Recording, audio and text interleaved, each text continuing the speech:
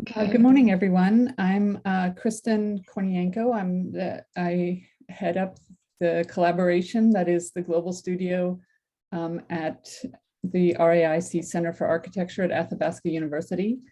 And we'd really like to welcome you to this latest activity, and we're really excited to have Nmadili back with us again.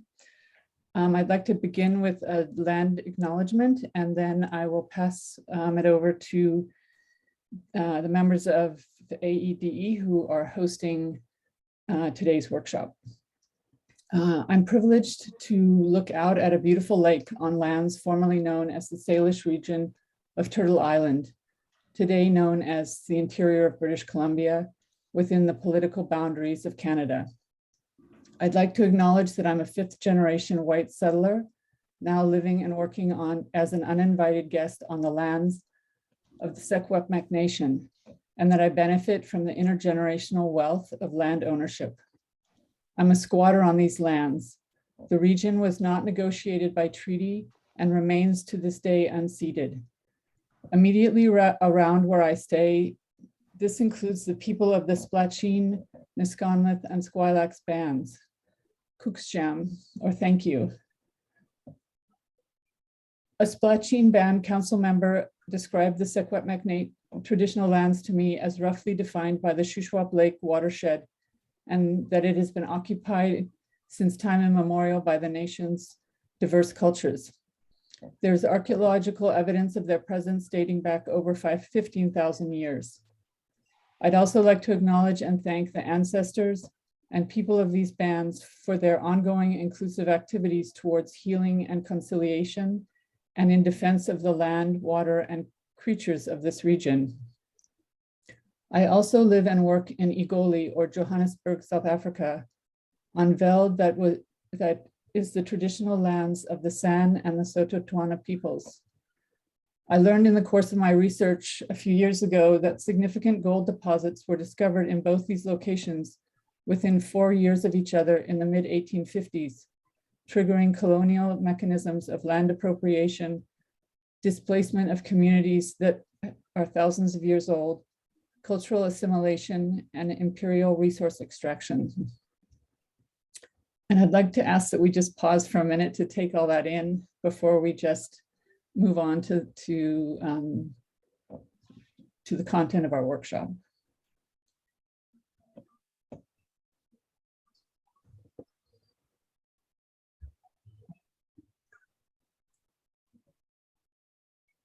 Okay, so I'll pass it over to Sasha. Are you going to be the first to speak, or Joy?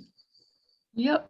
No, I'm gonna take it over here. I'm just gonna do a little bit of an introduction. So I just wanted to say thank you to everybody on behalf of Advocates for Equitable Design Education and Global Studio.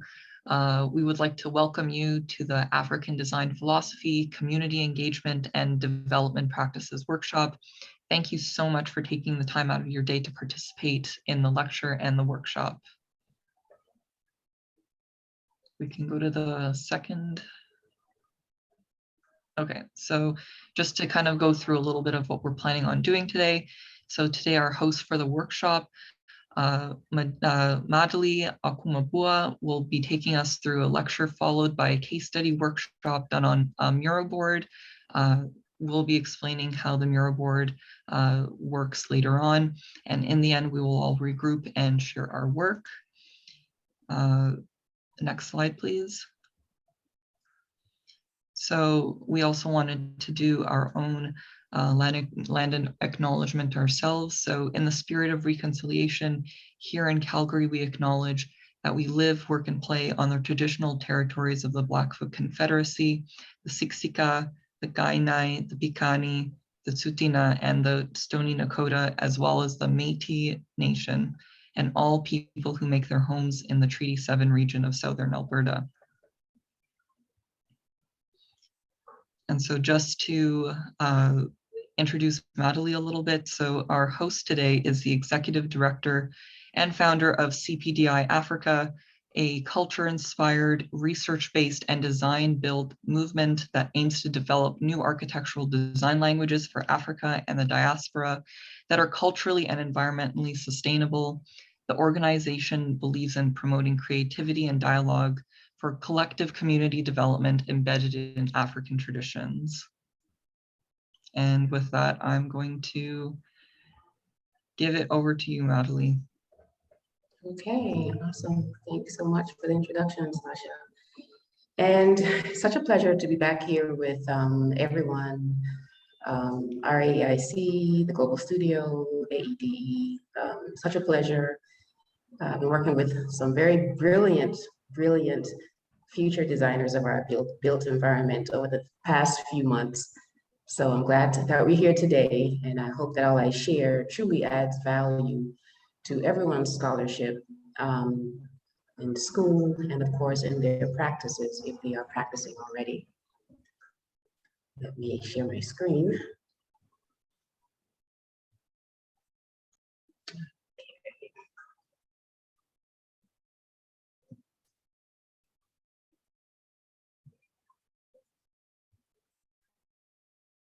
Okay. Are we up?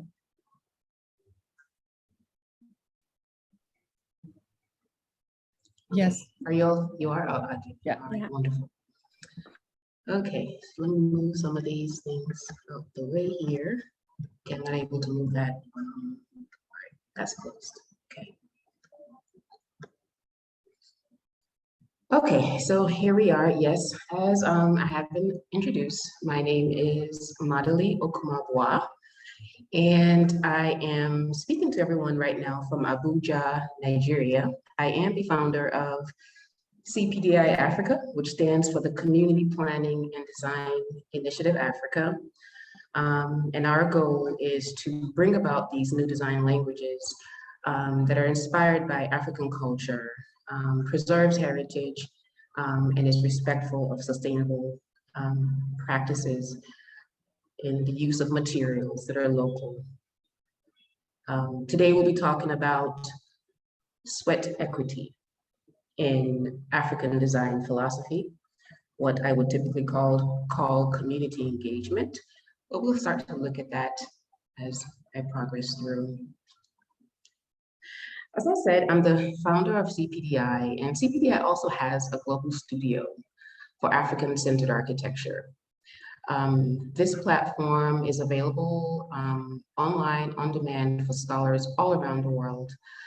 We launched that this January, and today's lecture will be taken out of Module 5 of the course that I teach on the Global Studio, and it's called Evolution and Transformation of African-Centered Architecture.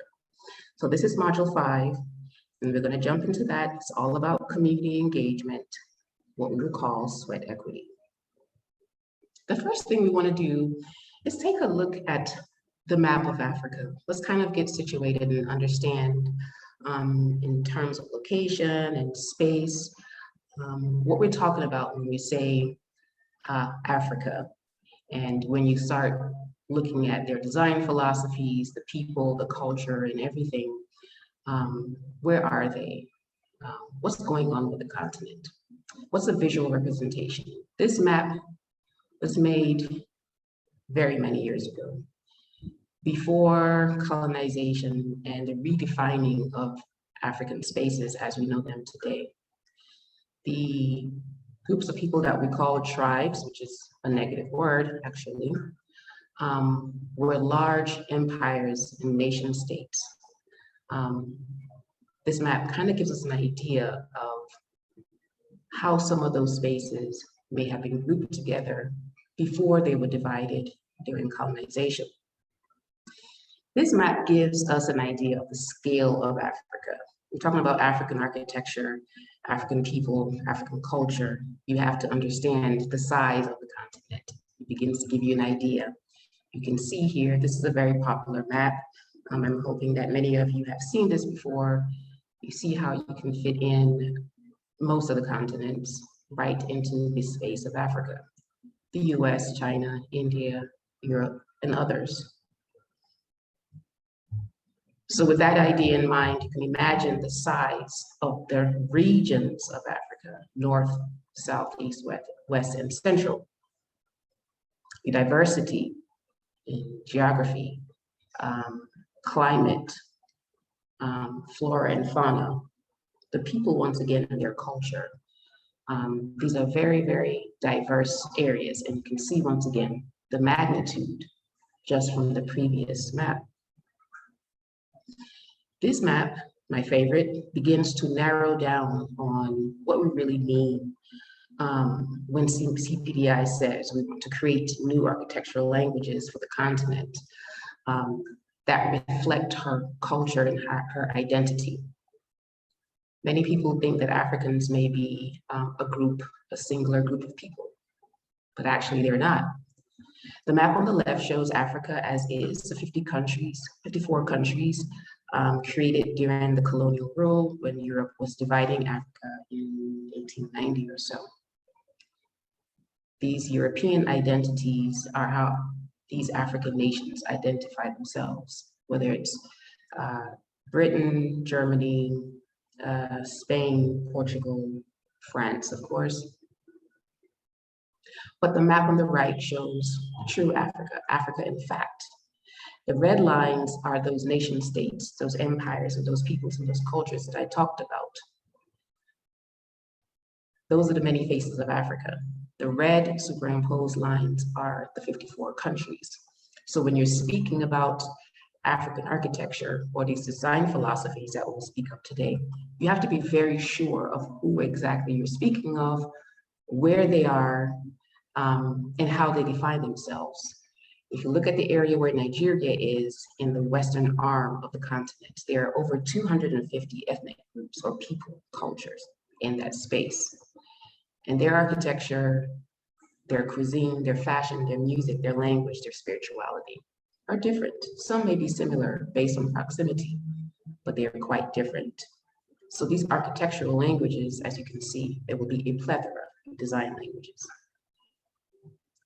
Furthermore, if you look at the expanded home space of the continent and African people, it will include the diaspora. As we know, around 400 years ago, for West Africa anyway, 1,000 years ago for the eastern part of the continent, the slave trade happened. Africans were taken off the continent to build the quote unquote new world. So Africans in these new spaces developed new identities, new languages, all inspired by the people who took them to the new spaces and by the people they met in the new spaces. So the African diaspora would be included in the African continent when you're speaking of culture and identity, because after all, the African diaspora is African at its root. So why Afrocentric architecture? Why is it important? What is the importance of research and documentation of the architecture of Africa, or for any continent or culture for that matter? For that, we need to look at the definition of architecture itself. It's defined as the art and science of constructing a building. The extended definition includes the reflection of the culture and the lifestyle, aesthetics, local building materials, like we said, climate, geography, political, economic, purchasing power of the people and their places. It is all of these elements reflected in the built environment that creates architecture. And so if we're speaking of design, it's not just the building, it's the identity of the people. And so when we're going to start speaking of community engagement, which has to do with all of these items, you will begin to see how location by location, the architectural language will change, and the way the community designs and builds these spaces will also change. So like I said, CPDI Africa was birthed, and it launched in 2014 in the United States. And it was to respond to this question of what African architecture would be. Starting off, if the design languages had continued to develop and evolve in their own identity. So let's say colonization could have happened, yes it did. But during independence, when African nations began to get their freedom from European nations, it was an opportunity to begin to create these new design languages, pick back up from where they left off when they were operating as sovereign people. So because this had not happened, because once independence happened, it was the colonial nations that helped the African countries to set up their universities. The curriculums that were set in place were all Eurocentric. So it was no wonder that for Africa, as the time passed, at least 60 years for most of the countries post-independence, the design languages have not really focused on the true African identity, but it's been pretty much replicating the design languages of Europe, because that is what the curriculums are teaching. And so CPDI stepped in to kind of fill that void and say, is this working for us? If it is, well, fine, but if it's not, and it appears not to be working, and there are many reasons why, then how can we begin to mitigate that and find solutions to a lot of the problems that African built environments are facing, but source that from local science and technology? So CPDI jumped into the arena and started out doing African architecture competitions and engaging designers around the world to join us in this conversation as we fast-tracked the evolution of African architecture, keeping in mind that the goal was to preserve culture and to use sustainable materials that were sourced locally. So what are the 5 elements required, at least by CPDI, to create these new design languages, right? In order to create this architecture, as we saw from the definition, there were many things that were involved. So CPDI Africa says, your architecture will respond to culture, the culture of the people, aesthetics, their spirituality, local materials, and community engagement. Community engagement in today's lecture will focus on sweat equity. But if these 5 elements are respected and translated into the built environment, true African-centered architecture will be developed, will be created, and it will solve problems faced not only on the African continent, but in the spaces of the African diaspora. So let's give a few examples of our 5 elements. For example, culture. What do we mean by that? Your lifestyle, how you use space. In our image on the left, we see the traditional compound. You can find this all over the continent, a collection of rooms around the courtyard. This particular image here is taken from Ghana. So to take this cultural elements that is still important today, it incorporated into a contemporary space. We have the image on the right. That's the Oracular House, which was submitted in one of our competitions in 2017, actually. And you can see that the architects who submitted this design also arranged their spaces, their rooms around courtyards. This is an example. Simply incorporating that element into the contemporary.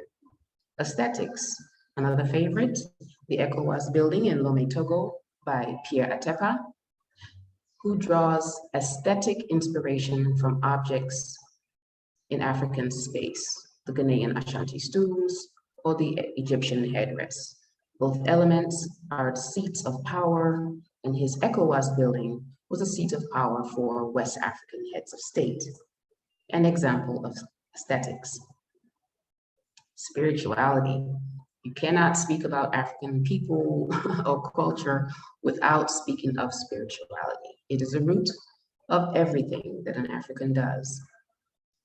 This museum in Cameroon is inspired by the python and the spider, both spiritual, both animals having very strong spiritual reverence in the community, not just in Cameroon, in a lot of West Africa. The snake is a powerful, powerful spiritual force. We also see that in Christianity, but it has a bit of a negative identity in Christianity. Materials, the use of local materials, but most importantly, materials that respond to the climate. Africa is synonymous with heat. Architect Dimas Nwoko, Nigeria's premier architect, only uses clay blocks in his buildings. So how do you source your materials from the site, keeping the cost down and using materials that work with the climate? That keep out the heat. In this case, clay, adobe, laterite, mud, there are many names for it, but it's earth. And African scientists and technologists, as we would say, from thousands of years, have always known that this was the best material to use. The last, community engagement. Here, we see how everybody in the community gets involved to build and to develop. This is where we're going to focus on today and give quite a few examples of how the community, children, women, men, the elderly, everyone gets involved to make sure that the society is designed the way the culture is. No one is homeless. Everything is affordable. And their heritage is preserved in their working together. It's actually part of the culture. Okay. So all of this information, what we do with at CPDI is we bring it to the classroom so that students who don't know this information and teachers who want to use it in their curriculums, they have a place to go. And so these are some of our courses, and all of our courses focus on these 5 elements that we just spoke about. Community engagement, sweat equity. Above, we see the 5 elements. We've gone over them briefly. Now we'll talk about sweat equity. Why is community engagement called sweat equity? It's because for the most part, it's the people contributing their time and energy for the development of the community. It's community building. It's about master builders, the trade guilds, gender roles, spiritual roles. We're going to look at 3 case studies today in community engagement, and then when we break out into our breakout sessions, you all will have the opportunity to explore these ideas or this design philosophy and how it could be applied in our own communities, right? So now, the 3 areas of community engagement will be sweat equity, corporate donations, and sweat equity, and community sponsorship. Sweat equity. Number 1, the image we have here on the screen, most people will think that that is a house. People call a hut a house. A hut is a negative word, but a hut is not a house. These roundavals are rooms in a house, and these rooms are around the courtyard, and the courtyard is your living room. It's open to the sky. This home was built by the community. In Africa, like we said, everyone is engaged in building. When it's time for a young man to take on a new wife and leave his father's house, the community comes together to help him. Everyone knew how to make the molds, the clay brick, adobe, whether it's wattle and daub or it's hand rammed earth. Everyone knew how to make the materials. Everyone worked together. Everyone knew the standard floor plans that worked in their community. Everyone helps the young man to build his house. And at the end of construction, there is a feast, food and drink, to say thank you, because when it's the next person's time, everybody goes to help them. Everybody got involved. The women were the ones who often did the interior design and the exterior design. We spoke about the aesthetics. You can see here in this case, these are Igbo women putting uli patterns using paint, cowrie shells, stones, and pebbles, using those to decorate the house. Everyone had their responsibility. And the homes, the palaces, the shrines, the public spaces were built.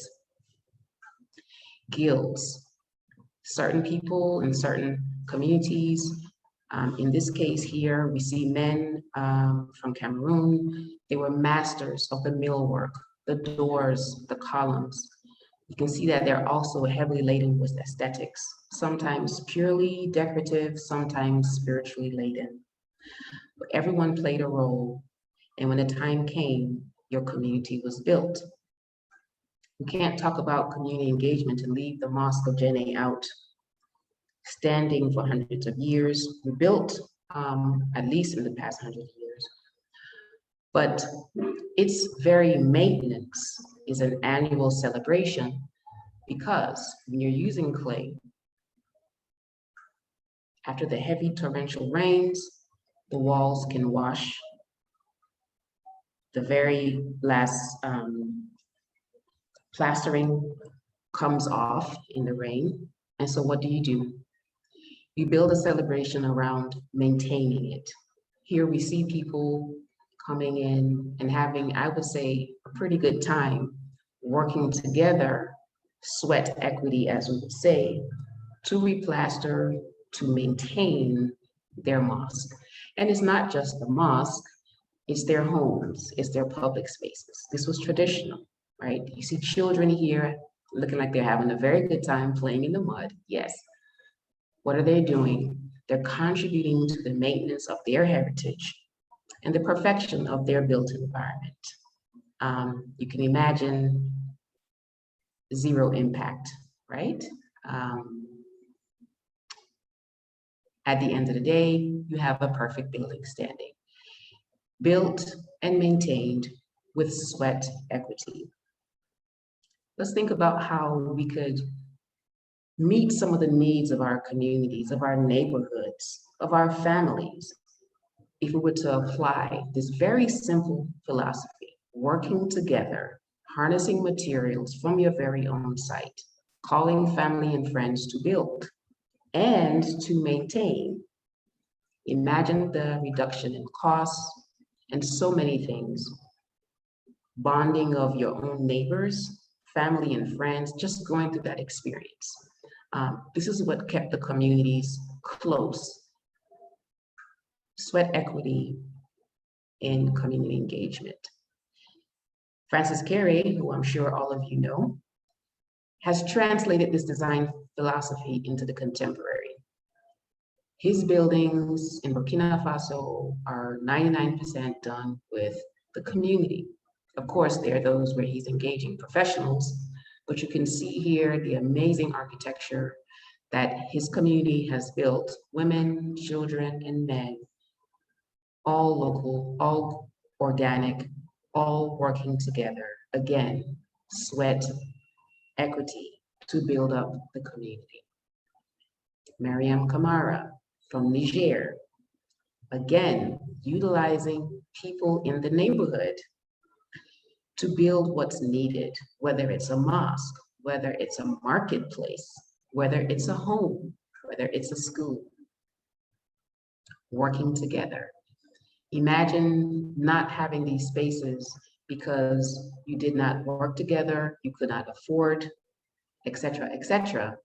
All of that has been erased in these scenarios. The last in sweat equity, I'll talk about Robert Taylor's beautiful school, Tuskegee University. Right after slavery, African Americans wanting to now get the much needed education that they had been denied for hundreds of years, were now free to go to school. And the only schools they could go to would be ones that they made for themselves. Because of segregation, they would not be allowed in mainstream universities. Well, beautiful Tuskegee campus was actually built by the students. For anyone who's had a chance to visit this school, it's an amazing and spiritual experience. You can actually see the pits where the clay was dug out 100 years ago. So you come together and you don't have money for your tuition. Well, how about let's build a classroom together? This is community engagement. This is sweat equity. And a very gorgeous campus was built. This collection of images talks about sweat equity today in contemporary Africa. Many people do not want to talk about using local materials because of the stigma attached to local building materials during the colonial times. But instead of living in slums and ghettos, and shanty towns and the peri-urban areas, because people from the villages are moving to the city and they cannot afford architecture, instead of them living in these kinds of spaces, right? Very unpleasant to the eye. It would be quite nice if they could come together and apply this very old design philosophy of working together. These are skills that some people do have, they still have. You could build something with your hands. It's the same material. This may not have a lot of aesthetics, but the same people who are living in this space could work together as a community, once again, sweat equity, and build spaces that are much neater, much more pleasant, and much more spiritually engaging than the awful situation that they were living in before. The second example of community engagement, corporate donations and sweat equity. Here, I'll quickly talk about Millard Fuller. Millard Fuller, the director, founder of Habitat for Humanity, 1940s. He's sitting in the Congo on a missionary trip, and out of his window, he sees a Congolese family building a house. He watches them, they make their materials, they build their house, and the family moves in. And then he realizes he could go home, back to America, and replicate that. And this is what he did, and he called it Habitat for Humanity. And what is Habitat for Humanity? It's sweat equity with a few donations. It's an African design philosophy brought to the diaspora and translated into a way that actually works. So the community comes together, often the church, many hands come together, and within so many weeks, you've got 20 houses, 40 houses built.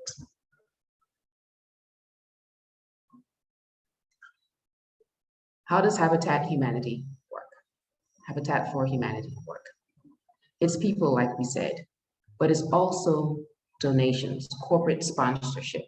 Here we see all the different organizations that contribute money, of course, for tax incentives and tax breaks and many other things.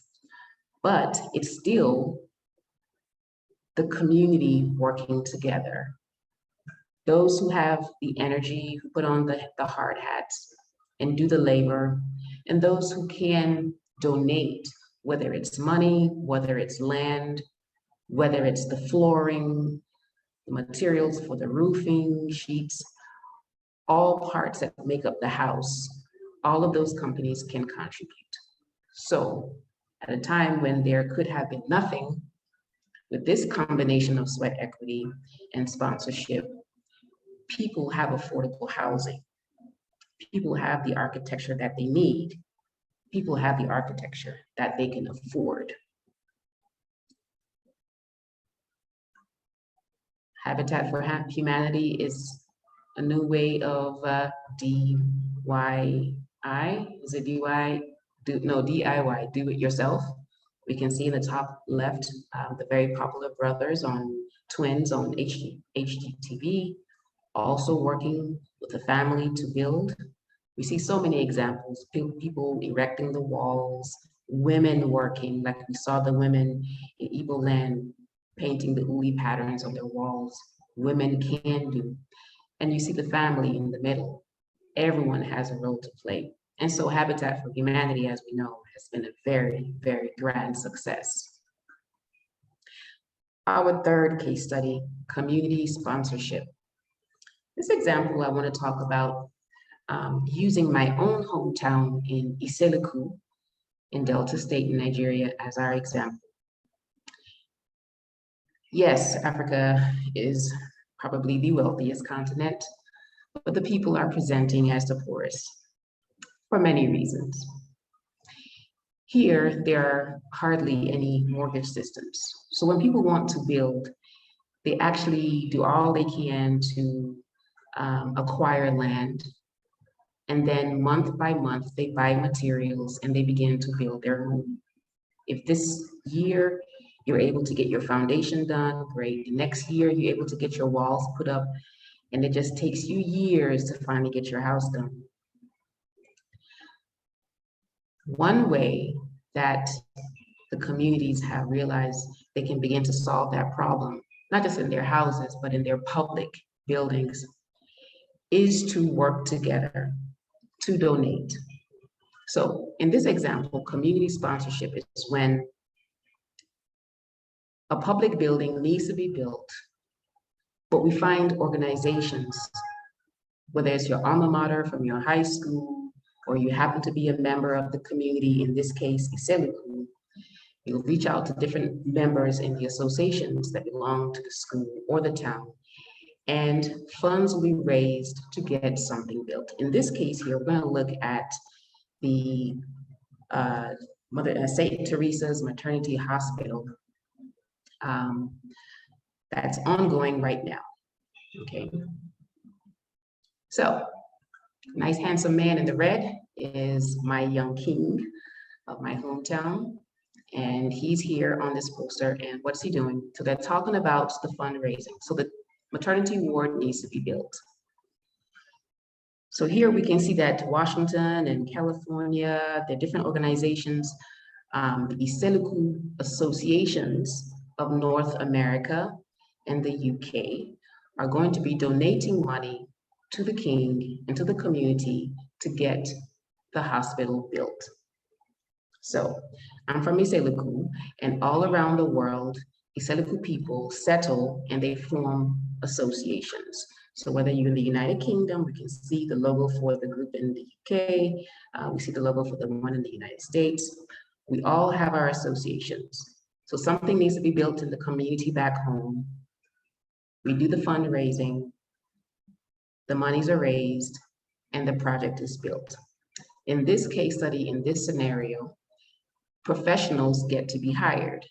So there's not sweat equity per se, as in you're actually out there making the blocks and raising the walls and putting on the roof. In this case, you're raising just the funds. And here you get to hire the professionals. Now, I have to say that is very important because I never want to put out there that I don't want professionals in the built environment to no longer be able to pay their bills because everyone's doing sweat equity, right? I don't want to put that out there. But in this scenario, at least we get to work, right? Because the funds are raised and then architects are sourced and building contractors are sourced and the project is done. This image here is some ladies in one of the Igbo associations in the US. And then these few images are some of the projects that were recently done in Iseleku by the community, both in Nigeria. There are Iseleku associations throughout the country, not just in Iseleku, and they're also abroad, right? So we have the Welcome to Iseleku Kingdom entrance gate to the town. And then the bottom, we have a project that we are raising funds right now, designed by Dimas Wonko. And it's a new hall, events hall in the King's Palace. In this last image, I just wanted to share, once again, my very handsome king, His Royal Highness Nduka Ezeguna of Oligbo Kingdom, Iseleku. His beautiful wife, top left. He's a very young king. He took the throne after his father passed away. And then there on the bottom left, him and his constituents. So with that, I'm hoping that you have some good information of how you can look at your own communities, right? So once we get into our breakout sessions, if we talk about all of these three, sweat equity, corporate donations and sweat equity, community sponsorship, how could we apply these in our communities in the US, in Canada, even here in Africa, right? Using these three examples, what would you like to suggest if you had that position, whether you're a policymaker in your town or you're part of your neighborhood association, even your community where you might be living in school, right? If you're in urban planning or architecture, what could you suggest to a community that needs to design and build something new? And maybe the issues are funding or so many other things. Which of these three could you incorporate into a proposal for development of something that's really needed in your community? So let's take a look at that. I'm going to hand back over to Sasha and Joy and the team, and everyone get into their breakout rooms, and then you will see the instructions there to also follow through. Okay. So Thanks we'll a see you all lot. in 20 minutes. Okay. Abir will just quickly run through how to use the Miro board, which we'll be using throughout the breakout rooms. Yeah, great. So thank you, Nmadili, for that lecture. I'm really excited to see this move into the activity. I'm just going to toss the Miro board link into the chat for everyone. And then I'll share my screen. So once you open the link, it might bring you to this blank space. It'll just show you in the bottom right corner where you should need to navigate to. So you can zoom out and move over and you'll see the content over here. We'll separate you into 3 breakout rooms, and whichever one you land in is the case study you'll do. So for example, if you're in breakout room 1, you'll head over here, go to breakout room 1 and work on case study 1. Each breakout room will have a facilitator, so either me, Joy, or Sasha, and you can start to talk about the case studies and the questions. And so over here, we have sort of the film summary if you guys had a chance to watch the videos. If not, Nmadili did go over them in her presentation. And so you can brainstorm together, answer these questions, and then we'll come back as a group and kind of discuss them. If you do have any technical questions, just reach out and we'll try to help you out, but should be okay. So I think Joy's going to toss this in our breakout rooms now.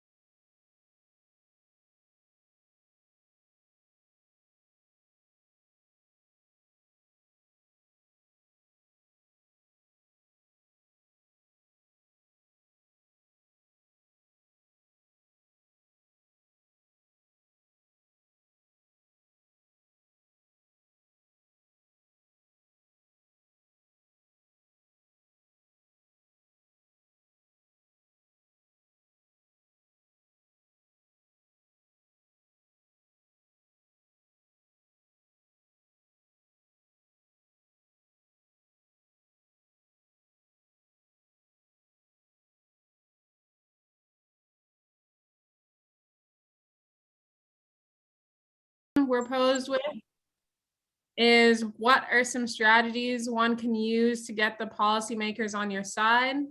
The second one is, when bringing in hired professionals, architects, planners, etc., a power imbalance can be evident between the community and those making final decisions. What are ways us as professionals enforce this power imbalance, and how can we relieve it? The third one is asking, what are some of the challenges that may arise from this version of sweat equity? For example, technical barriers.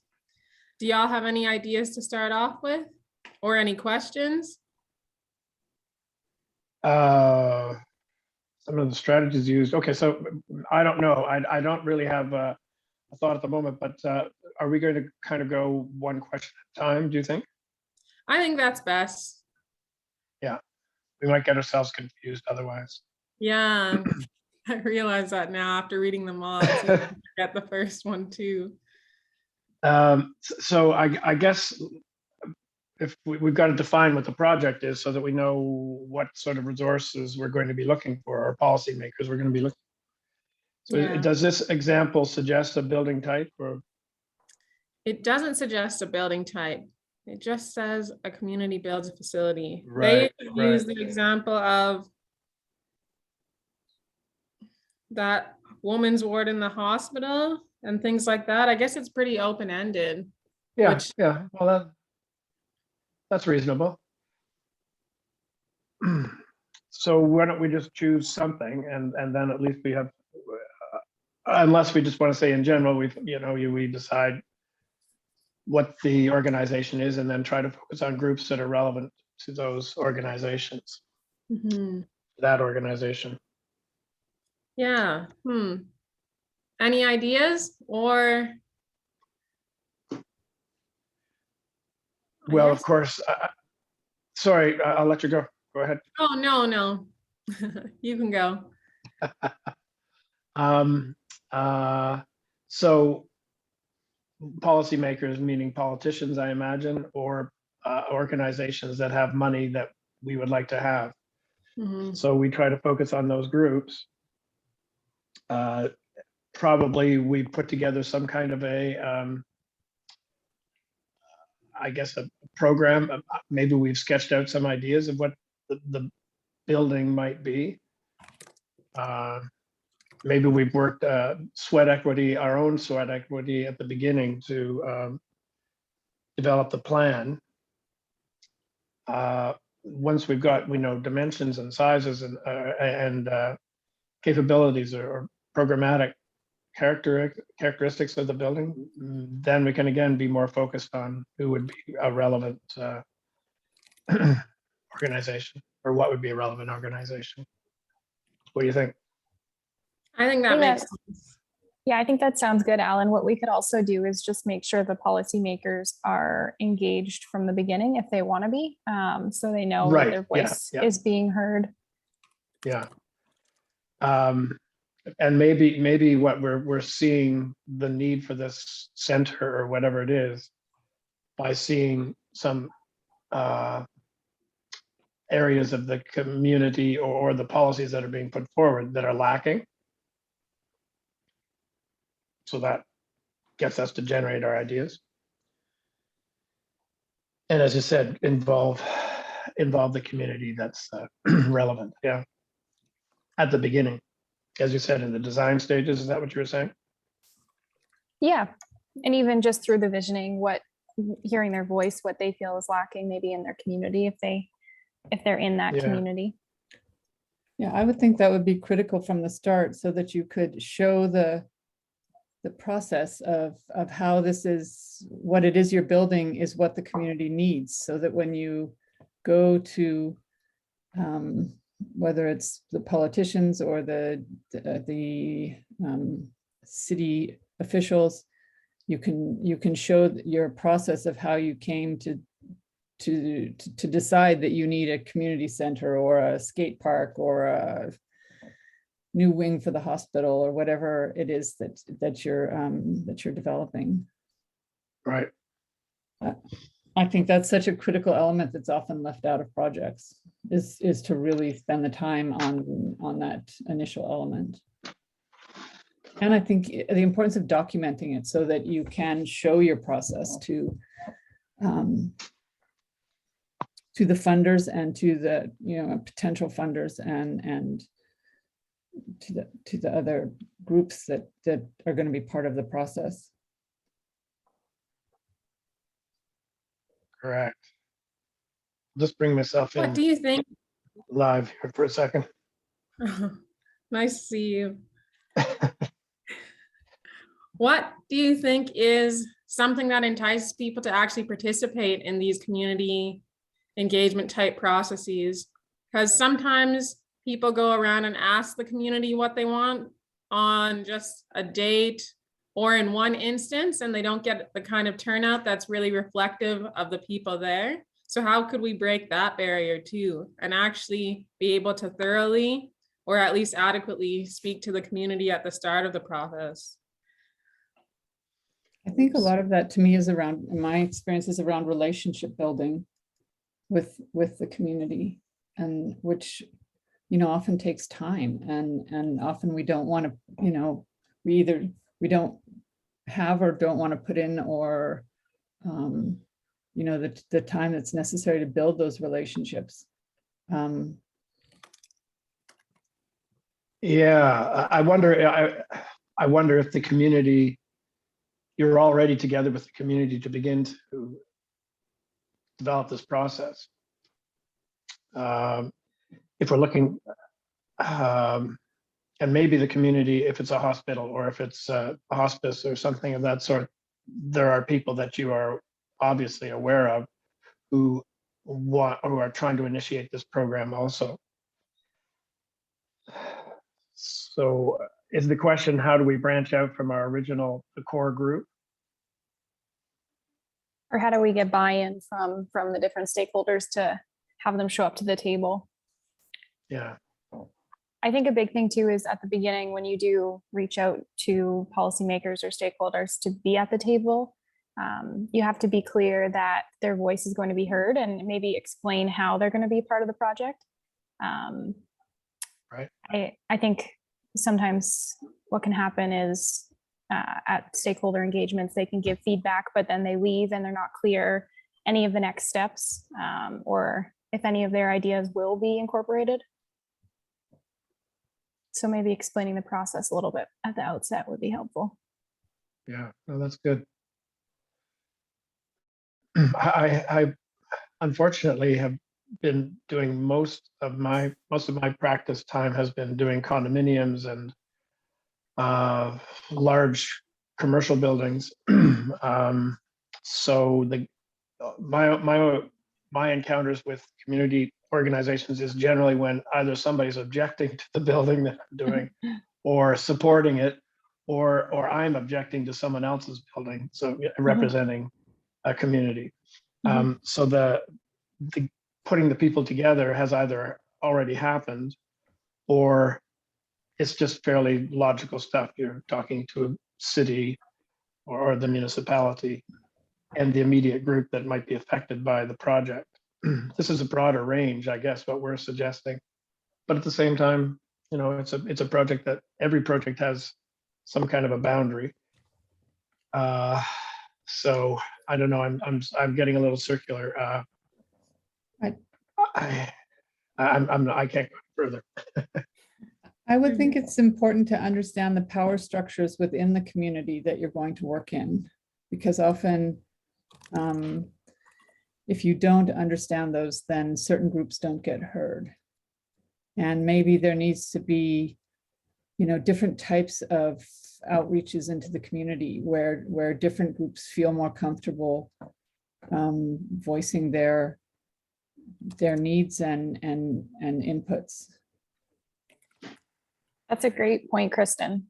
Sometimes if you have a forum like this, people wouldn't feel confident to speak up. So if there's different types of engagement or outreach, like you mentioned, I think that would be valuable. Maybe there's an online forum, maybe there's a survey, maybe there are those community open house sessions. So a variety of that will probably bring more people. to the table and get them all on board. Yeah, and I guess the simple things like community papers, generally every neighborhood has some kind of paper bulletin or pamphlet that comes out on a monthly basis. So addressing the giving explanations in that might draw more people into. And maybe building on existing community activities. So, you know, if there are groups in the community that have regular meetings or barbecues or whatever, Right. you can build on those rather than sort of imposing what we as you know, professionals potentially from outside the community think would be appropriate. Okay. It's a great idea. Yeah. Maybe let's move on to the second question. Yeah, I think that's a good idea. When we bring in hired professionals, sorry, actually, you can read it. We can mix it up. You're less than me. Do you mind zooming in a little bit, Joy? Oh, yeah. I don't know what, if you, are you on a handheld or are you on a large Perfect. screen? Okay, good. Yeah, because I was blowing it up just with my fingers on my handheld. Okay. So when bringing in hired professionals, whoops, up here again. A power imbalance can be evident between the community and those making the final decisions. What are the ways us as professionals enforce these power imbalances, and how can we relieve it? This power imbalance, sorry. So are we saying Big Brother overseeing things here? Enforce this power imbalance. Maybe I would, a little bit, because people kind of, we would come in as sometimes we're already going to do the project. And so Right. that can maybe spread this aura of, do you really want our input, or are you gonna just do what you want anyways? So how can we maybe level it out a bit so we seem more approachable? Or like the process is flexible? I would Yeah. think do things like trying to get rid of the sort of hierarchies of knowledge. So often we come in with the technical knowledge and that's given more emphasis or importance than community knowledge. And so I would think in my experience, that's been really important, is to acknowledge the equal value of community knowledge as opposed to academic knowledge. Or Good. We're all people, these are the issues. Yeah. Something like that. Yeah. Well, that's good. That is a good barrier breakdown. And also, you know, like with what Nmadili was talking about with traditional knowledge and around building materials and spaces and how we use spaces.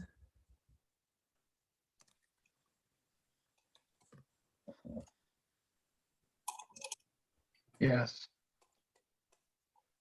So going back to the basics, as you're saying, the either heritage or community systems.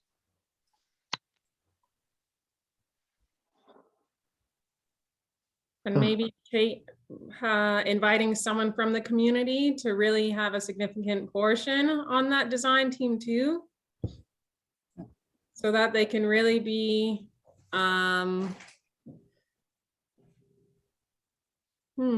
Representative, right? Yeah, they can represent well. Yeah.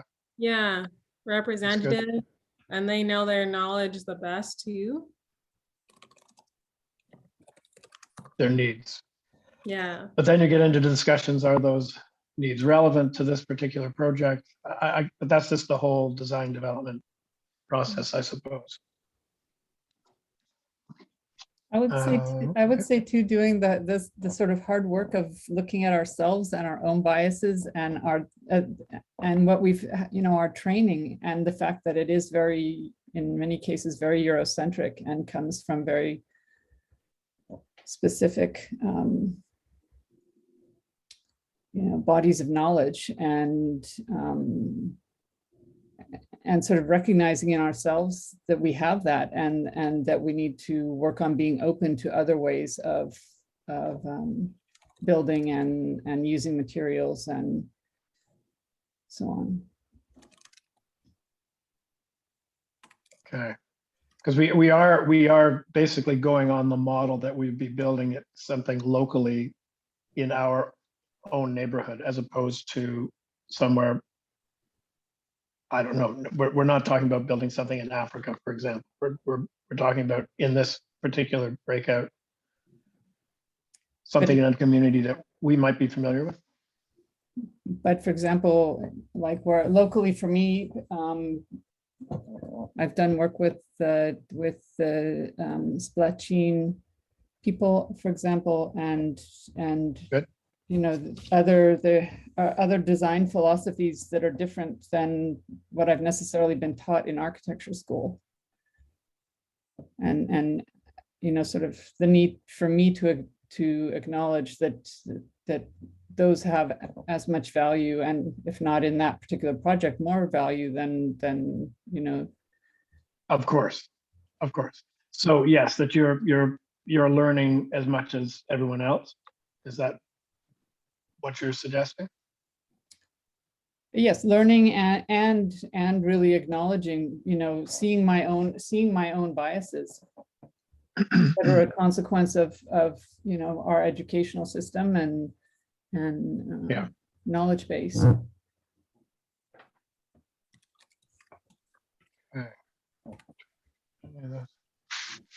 Okay, those are good points.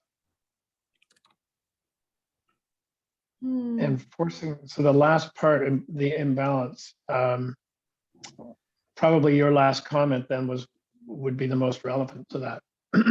Acknowledging where you're coming from and trying to understand where this particular unknown community or undefined community for us, what they need and where they want to go. Yeah. But if we're bringing in hired professionals, so we're basically, as part of the question here, how we vet the other professionals too. Not necessarily, but I think it can be too, like how you choose that team. Sorry, Kristen. Yeah. No, that's totally fine. I was going to say that's probably something in one that we should have thought about too, because I know, it so much can depend on who you approach, for example, within the city or the government, and you get to know people who are more open to being, Exactly. doing things in new and different ways. And I think that's really critical, to do your homework and know who those people are, because otherwise your project can be killed before it's even off the ground. Yeah. Right. So yeah, the vetting process, maybe there's, although it can get so complicated, but if you try to find people that might be appropriate for the project, that's great. You could still be wrong. And so maybe there's still a trial component to having these people in. Maybe of course we would give a definition of what the project might be or the direction the project is going, and then have proposals given to us to review the individuals, not just from your experience, because you may or may not have experience with whatever the organization is, whatever the community is that you're dealing with, and its municipalities. So it's a cumbersome process, because you don't want to make a mistake with the group either. Yeah.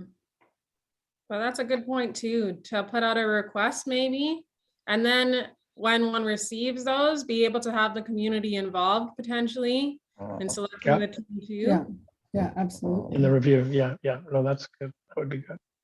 Yeah, so that the community ends up being involved at all the different steps of the process. Because all too often they're only included at the end when all of these decisions have already been made. Yeah. Right. Another maybe would be being open to interdisciplinary collaboration, because I find sometimes when you're working on an interdisciplinary team, some of those power structures kind of dissipate.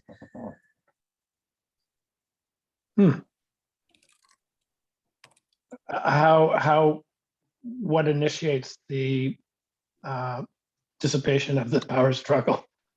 That sounds like a golden key. Maybe if you give that key to us, we can. Oh, well, I don't think I think it's a negotiation would be a better term than key, or navigation. I just mean that, you know, if it's an architect in the room and you know, it can become very technocratic if there's just the architect and the community members so I just find if you have different perspectives from different disciplines as well as the community, then it just, you know, gives more voices and more opportunity for people to feel like they, you know, they understand that, you know, that perspective resonates with them more or whatever. So they feel it sort of opens the door for them to feel like they can participate. Yeah. Very good. Very good. Should we go on to 3? Sounds good. Caitlin, did you want to read this one out? Sure, do you mind zooming in? Yeah. Perfect. What are some of the challenges that may arise from this version of sweat equity, for example, technical barriers?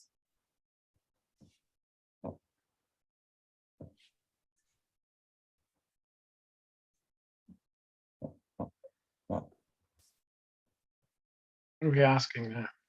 Maybe as Alan brought up, has mentioned, it's cumbersome. I mean, it's a lot easier to do it without. That's part of the reason I think so many people don't, you know, include community a lot, is it takes a lot of time and, you know, often takes more time and is more cumbersome. And yeah, trying to. It's like I don't know. And this is not meant to be negative, but having people that are less informed but have good intentions, that's another element of the cumbersome nature of this too. So trying to not be, well, as I said, not being negative, but trying to, I don't know, direct the ideas towards, I guess, constantly edit or direct the ideas towards the final outcome. That's where we're going to have the ultimate challenges. Not saying that the professionals are going to be the only ones that know that that's not true, but we can't be bogged down in what's the word, minor details that make it difficult to go forward. I probably didn't say that nicely enough. Do you get what I mean? I hope. Yeah, I think another challenge is just if you're doing the sweat equity, you might not necessarily be trained in that kind of skilled trade. Right. Which is neither, and I guess at the outset we have to make it clear that it's not a prerequisite to be a professional. Yeah. But it's and I guess the goal is to have a collective view, but somewhere along the line, are things monitored by either the so-called client, being the community representatives? I'm it's a bit of a landmine. I think, Alan, it's a hard thing to control Of course. and oversee. And maybe one of the things at the beginning too is to decide and whether skills building is going to be part of the project, so that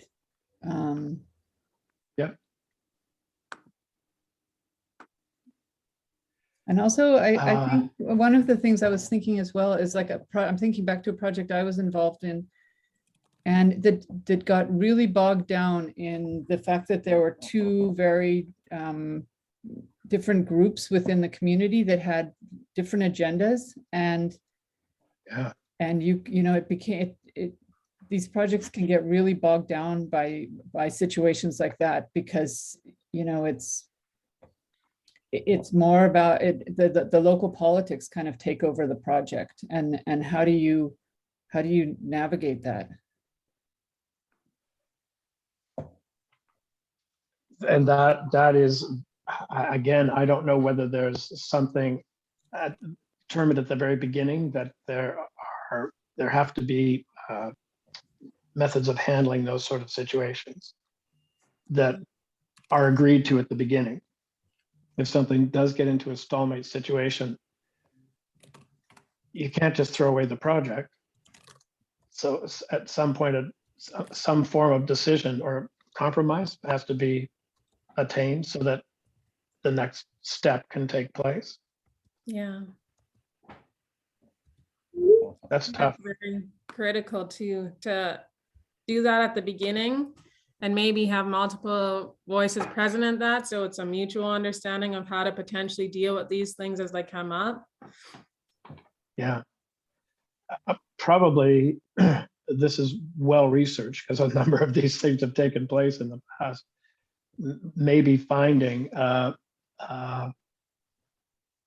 different approaches that have already been given, and sort of determine one that makes sense, and then use that for dispute resolution or whatever down the line.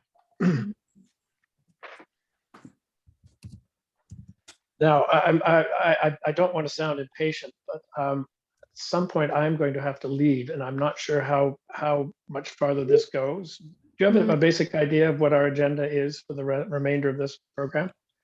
We were going to meet up with the other groups and then pull out some main points from each and then close off. So let's check in with the other groups. Yeah, we've sort of done our 20 minutes, I would think. Yeah.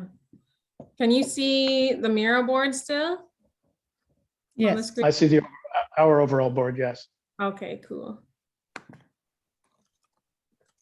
I'm just going to check in about my timing, to see what I need to do, okay? So I'm just put down my phones and I'll be out for a sec. No worries.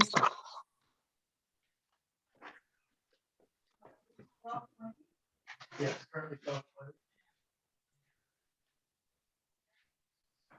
Well, I think the others are okay. So is there anything else that y'all would like to add? It'd be interesting. I don't have my pencil hooked up to my computer right now, but it'd be interesting to begin to draw the lines of how these all interact with each other. Because I think that would begin to tell us a lot of like Maybe how, understanding the power dynamics in the community begins to influence, for example, dispute resolution. And so it'd be interesting to really articulate how these interact with each other. Yeah, we're gonna try and maybe I can try and arrange them and draw some lines after. We're like taking screenshots of all of them at the end. So, but yeah, the others are wrapping up theirs. So yeah, it looks like we're going to be thrown out of the room in 45 seconds. So yeah. Okay, well, I'm just going to say thanks very much, everybody, for your input and your ideas. I probably will have to kind of disjoin from this whole thing. Unfortunately, I have some obligations.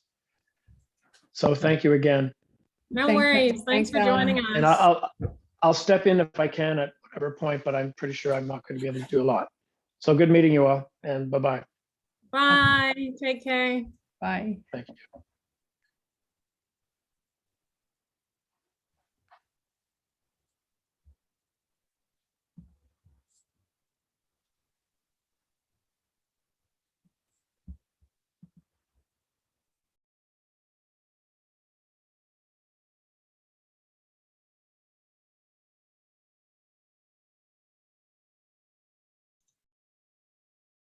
Sorry, Nmadili, did you want to just finish your thought? I know we just got cut off there, but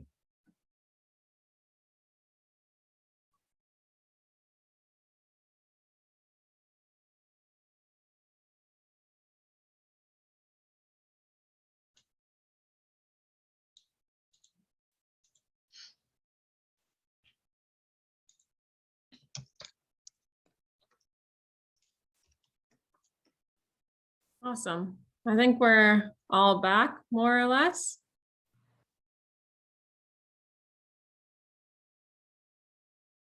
Hey, so welcome back. I hope you had a good amount of time to participate and engage in the conversations. I'll just share my screen quickly and we'll go one by one from each of the groups and share some of the outcomes that came from our discussions. So share.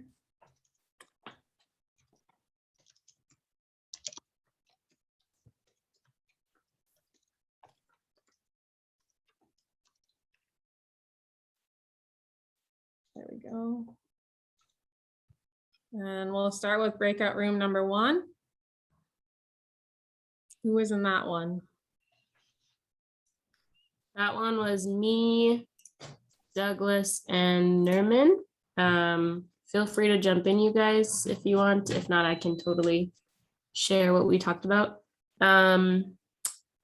So actually, Nerman is from Egypt, so she discussed a couple of projects that were happening in her community, which were really interesting. Specifically, this project called Haya Karima, which is it's I guess it's not the community coming together, but it's a government-funded project, but it created significant impact on the community and is continuing to, which was really interesting to talk about.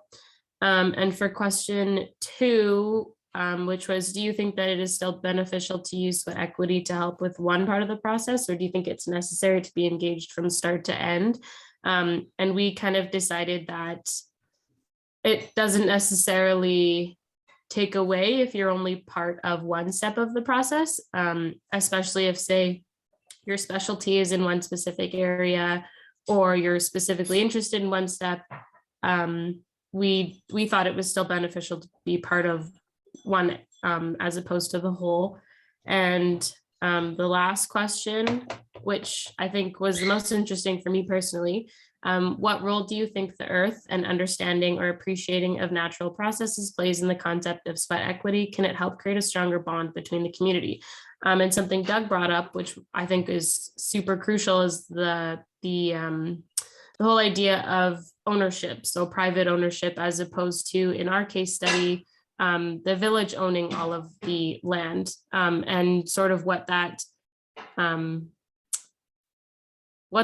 of does for the community in terms of, well, if I am part owner of this land, of course I have a stake in it, I have some investment in it, and I want to see it be built a certain way, as opposed to if I don't own it and someone else owns it, what does that say for, like, you know, the community as a whole?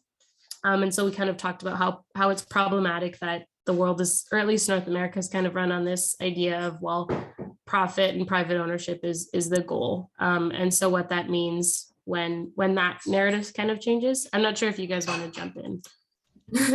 I'm kind of just going off, but yeah, that's kind of what we talked about. It was an interesting way to end. But yeah, it was a good, yeah. Nmadili, I'm not sure if you want to say anything. No, that was really good. It kind of segues into what we were talking about in the group that I was in, you know, profit and who owns the community and what can we actually do together, ownership, you know, individual ownership and group ownership. should policy makers control what we do, or can the community kind of like all understand and buy into the vision for community, right? So what do we feel is good for us as a collective, and that just become part of the culture. So you don't need to have governing bodies control you or tell you, you know, zoning and all of that. It's part of the culture. We know what to do. But yeah, let me stop there and hear from you guys, or present the second group. It's good. Did you Alright, want me to? Yes, Sasha, yes. I want you to continue because okay. it segues into what Abira just said. Go ahead. Yeah, so going off of what Nmadili said and what Abira was talking about. So yeah, a lot of what we were talking about, we were looking at, it was mainly talking a lot about how if people buy, like people have power, and if people buy into the vision, if they want to be part of the paradigm shift, and we were talking about how these are things that these kinds of waves and movements, like they start, you engage in these kinds of things when you're young, and it's something that you grow up with. And so if you teach a child from a young age, like they have the power, like you think you live in a city and you don't have, if you want to get something built that you have to jump through hoops, if you teach a child from a young age that if they want to build something, if they want to get something done, that they can rely on their community, and they can use their community as support to get something done. So that was one thing that was one of the backbones of what we were talking about. We also talked a lot about how, yeah, capitalism kind of brainwashes everybody into thinking that if you want to buy something, like our conversation kind of segued a lot into food systems, materials, like these are all things that, you know, we're so conditioned to think that you have to be able to, you have to buy these things in order to acquire them. But everybody can plant a tree. Everybody can, you know, pick fruit off of a tree on the side of the road. So, you know, the main basis of what we were talking a lot about is that community and humanity needs to be connected. And once that's done, then we can go forward, and things like sweat equity become much more not just like something that happens only through organizations like Habitat for Humanity and all that kind of stuff. Like it's something that can happen on a daily basis and is part of all of our lives. Yeah, it was pretty intense, you know, capitalism, and not saying that capitalism is all bad, but it shouldn't hold humanity hostage, right? And if, you know, like you were saying, you're thinking you graduate, you have to get money to buy land and hire a contractor. But if you had been taught right from school that, no, you know how to build, right? So you would buy land and build. Have all your friends who in architecture, everybody was learning how. So you could call and they would buy, and the material shouldn't cost that much, because if we were taught in school to plant trees, right? Trees are so important. Trees don't really have to have a huge price tag attached, because through school, we're planting thousands of trees from grade school to graduate school, each individual. So there should be building materials. And you should know how to make clay bricks, because you learned it in school, right? So everything doesn't have to have a price tag, and it disconnects you from being able to live a life that has some dignity. Oh, I don't have money, I can't even afford a house, I'm homeless. And like Maral was saying, like what happens after wars when people are displaced, you're just living in the streets, you're unprotected. People can come together and build houses for themselves, those that need, all of this could be taught in school. So taught in school means you're bringing this back into the culture of the community. Because school teaches us culture. We don't get it all from home, our parents at the dinner table. We get a lot of it from school. So what's the culture that's being taught in school? If it's humanity, then we'll come out and we'll build our communities in a different way. So it's a good one, another good one. Yeah, thank you, Nmadili. Really nice conversation. Thank you.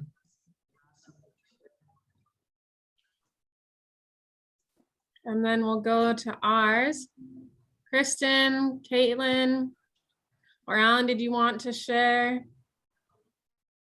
what came out of our discussions?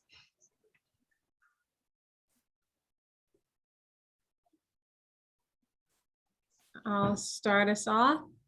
So we had the third one, which was looking at the fundraiser.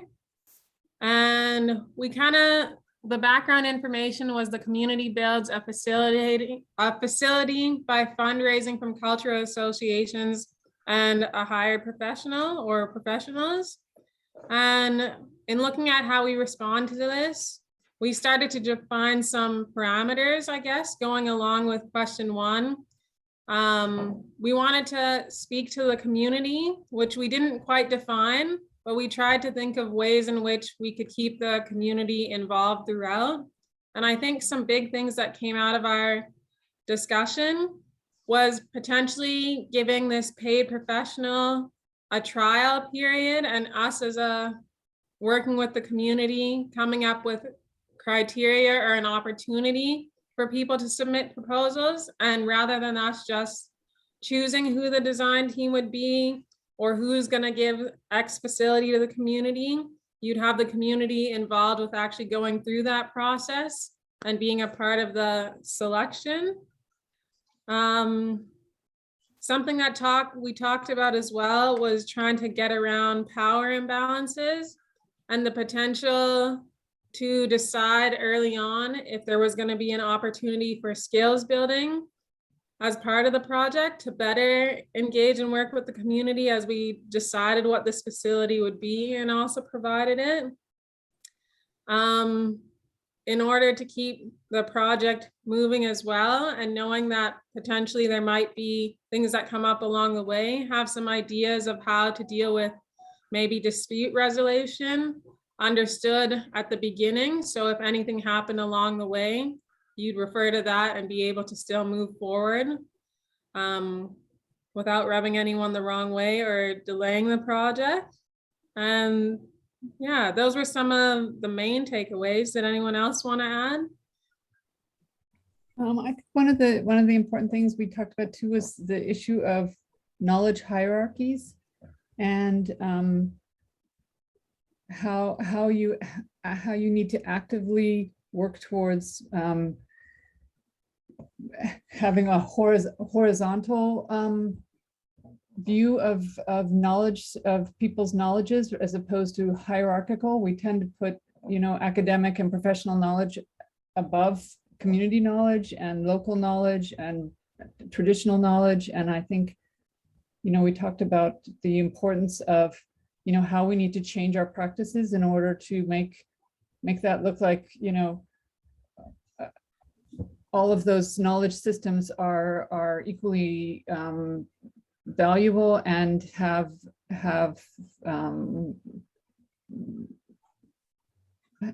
things to contribute to the project and need to be valued that way. Right. That's a really good point, Kristen. The example that I would give is in Morocco. I learned that oftentimes the local master builder is the site supervisor. So when the trained architects are coming to build their approved plans, they have to go through the local guy. And he kind of stops them in some places because often what we're learning in school is disconnected from the community, right? What they would prefer, what they would like, that heritage preservation, a lot of that is taken out in school. The professionals have superior knowledge to the community members. So one way they were making sure that they kind of kept things in balance was that you had people on site who were the local community people, and then your trained professionals, and they had to kind of agree before progress could be made on that site. So that hierarchy, they dealt with that. And it's very important. I think one of the reasons why things are off balance is because the people are no longer engaged at the table. The policymakers are doing other stuff, right? And the people don't understand why they're not comfortable anymore. Why quality of life, expenses, everything, they just don't understand why they're so disconnected, because they're not the people and not really at the table. I think So very important. Something else we talked about that's related with that, Nmadili, is the need for all of us to recognize our own biases and do the hard work to work on those biases that many of us have, been taught in our education, that we, just to the extent to which we do come in with such a Eurocentric design education. And also something we didn't talk about, but as I heard you talking, I think is along the same lines, is we need to sometimes check our egos at the door, because, and that also takes personal work to be able to do that, and the importance of doing that work. Yeah. Yeah, I think, well, I think we're going to get there. I hope, I believe things have to come right side up again. They have to. Yeah. Because so much of what we're talking about is so related to the CAP 26 meeting that was just on, and you look at the numbers of people who are being displaced by conflict or climate, and I mean, there just aren't any other solutions other than what we're talking about here today. Yeah. Yeah. It will change, and that's the value of this workshop. Yeah, just say what we're talking about today. Once we get this into the curriculums at school, and we are graduating just, brilliant future, not just architects and stuff, policymakers, people who have the heart of the people, the welfare of the people in their hearts. The world will change, because we can't maintain this. We can't maintain. Yeah. Awesome. Thanks a lot for sharing, everyone. And I'll stop and hand it back to Abira. Great, that was awesome. Thank you to everyone that stayed, and thank you for sharing. Those are really thought-provoking discussions. Really happy to be a part of that. We would like to close this off by giving a big thank you to our lovely host, Nmadili, for the important perspectives and knowledge shared, as well as the people who attended and supported Global Studio and AEDE. If you have any concluding thoughts you wanted to share, feel free to unmute yourself or write it in the chat. Otherwise, have a great rest of your day, and we hope to see you again soon. The next AEDE and Global Studio workshop is tentatively scheduled for January, so please keep an eye out for that, and come and join us in our next Community Engagement in Design workshop. Thanks again, Nmadili. It was really great. This was a great discussion. I'm hearing everyone's thoughts and stuff. It was awesome. You're welcome. Honored. Thank you, ladies. Thank you, everyone. I just wanted to quickly thank you, Nmadili, as well, from the Global Studio side of things, and also to let everyone know that on December 8th, there's going to be a lecture from David Fortin related with issues around land. So I think that's going to be a really, really great. I'm really looking forward to that, and something that we really need to bring more into our conversations, which we touched on with some of the groups today. So that again is on December 8th. So that's something to look forward to. And otherwise, I just wanted to thank everyone at AEDE as well for all of your work in organizing this. And it's just been another great workshop. So thanks everyone. Thanks a lot. Thank you. And again, the Thank you, recording will everybody. be made available on the Global Studio website. So check it in the next day or two, so you can check it out there. Awesome. Thanks, everyone. Thank you. Thank you, everybody. Thanks, everyone. Bye-bye. Thank you. Bye-bye.